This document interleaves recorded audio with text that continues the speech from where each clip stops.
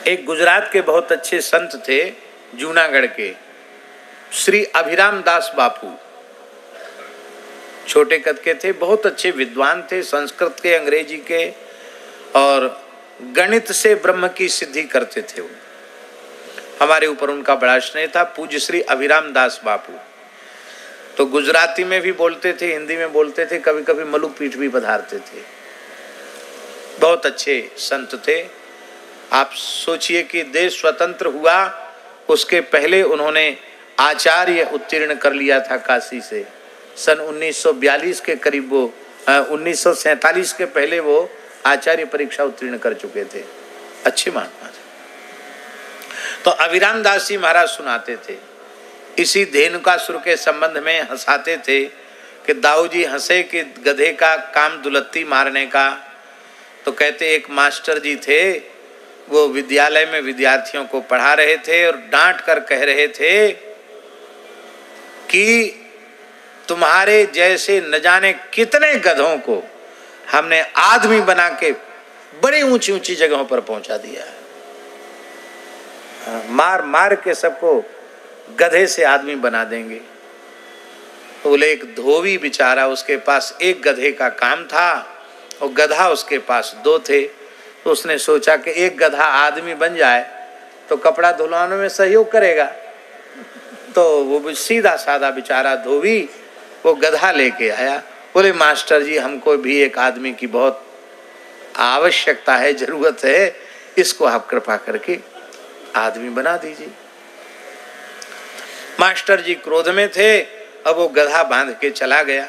इसको महाराज ध्यान रखना, आदमी बना देना। मास्टर तो मास्टर थे, कुछ चतुर चालाक थे, उन्होंने गधा बेच दिया। गधा बेच दिया। अब धोबी दूसरे दिन आया, बोले महाराज कहाँ है गधा, आदमी बन रहा है, कितना बना? अरे बोले 1-2 दिन में बनेगा, लग जाएगा, समय लगेगा। बेच दिया है बनने के लिए आदमी। महीना हुए, 2 महीना हुए, 4 महीना हुए, 6 महीने, साल 2 साल बीत गई। अब वो गधा होए तब ना वापस करे। जैसे ही 3 साल 4 साल बीत गई, अब तो धोबी लठ लेके लड़ने आया। बोले हमें आदमी नहीं बनाना है, हमारा गधा वापस करो। 3 साल हो गई, 4थी साल लग रही है। इतने दिन हो गए आदमी, अब तक आदमी नहीं बना। वो मास्टर बोला अरे आदमी बना, बहुत बड़ा आदमी बन गया है, बिहार में चले जाओ, मुजफ्फरपुर में कलेक्टर बना हुआ है। ये घटना भी बिहार की ही थी।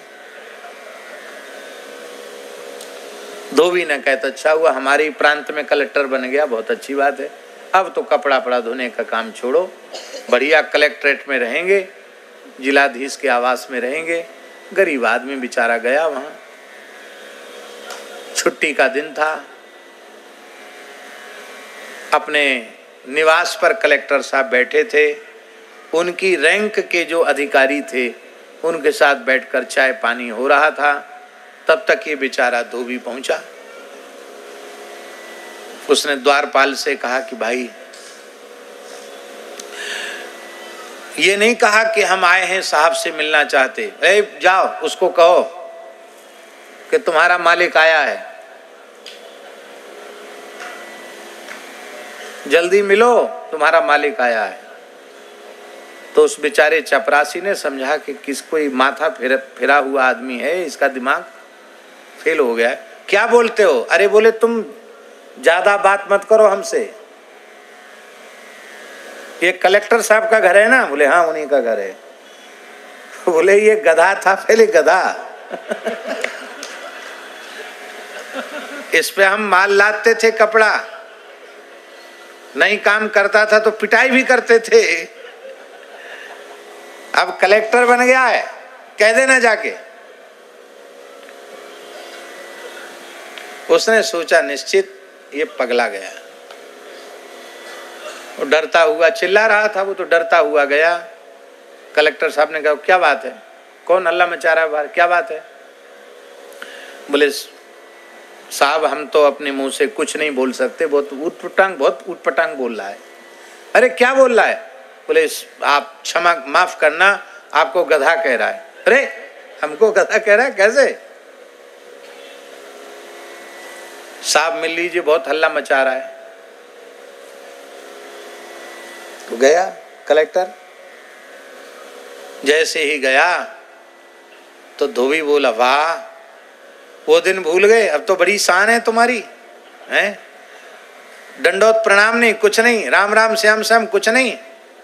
वो दिन भूल गए जब तुम्हारी पीठ पर कितना माल लादते थे हम, और जब नहीं चलते तो 2 डंडा खींच के चूतर पे देते थे, वो दिन भूल गए?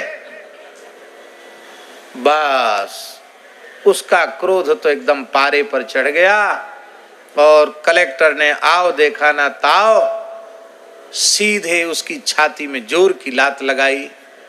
इतना सुनते ही धोबी बोला कोई बात नहीं, अब समझ में आ गया मास्टर जी झूठ नहीं बोलते हैं, गधे से कलेक्टर तो बन गया पर दुलत्ती मारना नहीं भूला। बोलो भक्त वत्सल भगवान की।